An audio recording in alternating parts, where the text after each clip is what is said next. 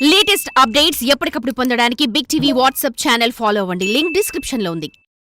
అప్పుడెప్పుడో చిరు ₹1,00,00,000 పారితోషికం అందుకుంటేనే ఆహా ఓహో అన్న స్థాయి నుండి నేడు హీరోలు 100 కోట్ల పారితోషికం అందుకునే స్థాయికి ఎదిగిపోయింది సినీ ఇండస్ట్రీ. అయితే భారీ బడ్జెట్తో తెరకెక్కిన సినిమాలు బాక్సాఫీస్ వద్ద బోర్లా పడినా, సినిమాలు అనుకున్నంత స్థాయిలో ఆడకపోయినా తగ్గేదిలే అంటూ ఏడాదికేడాది అమాంతం పెంచుకుపోతున్నారట స్టార్ హీరోలు.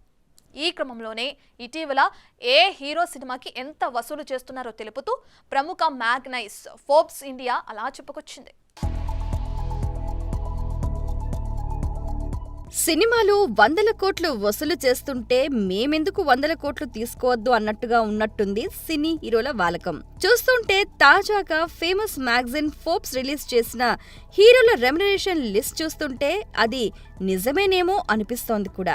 ఇక ఈ మ్యాగజైన్ లిస్ట్ ఒకసారి చూస్తే పుష్ప 2తో డిసెంబర్లో సత్తా చాటడానికి వస్తున్న ఐకాన్ స్టార్ అందరికన్నా ముందు దాదాపుగా 300 కోట్లతో మొదటి స్థానంలో నిలిచాడు.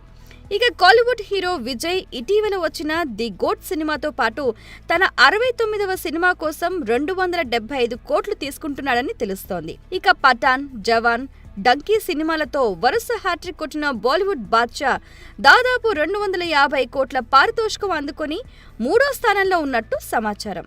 డంకీ సినిమా కోసం ఈ మొత్తాన్ని ఆయన అందుకున్నారట.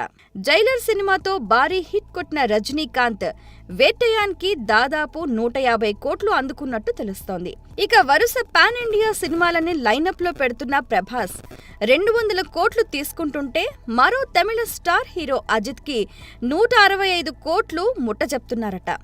ఇక బాలీవుడ్ కండల వీరుడు సల్మాన్ ఖాన్ కి 150 కోట్లు, కమల్ హాసన్ కి 150 కోట్లు, అక్షయ్ కుమార్ కి 145 కోట్లతో తరువాత స్థానాల్లో ఉన్నట్టు తెలిపింది ఫోర్బ్స్ మ్యాగజైన్.